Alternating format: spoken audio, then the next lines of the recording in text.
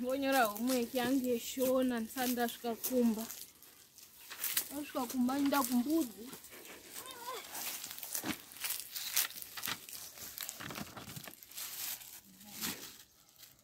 Swikakumba inda kumbudzi. Mulilo wangu anogogoya. Asati ndikagona umweki ndobva kuspecial class. Ndakutoigona chete.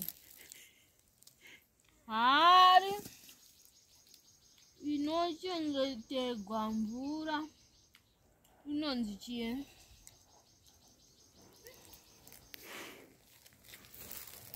Hari inonzi chibhotodhiringi.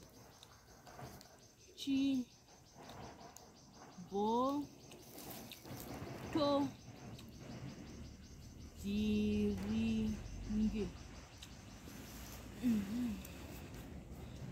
Number 2. Muka inoladzime muka.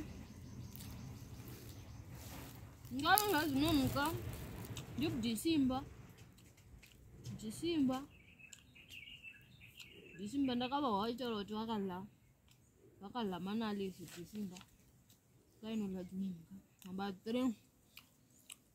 Hari inobikigwa doro.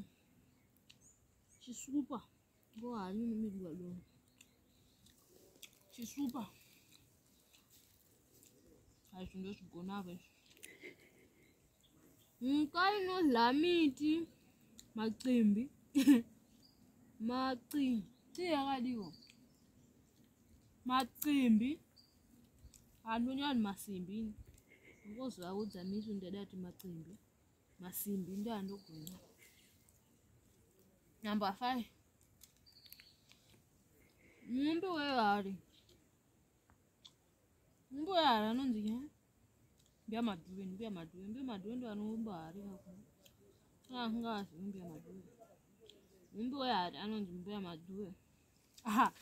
Sindochigona. Hari inochengeterwa mvura. Pane ndadarikira. Chibhotodhiringi.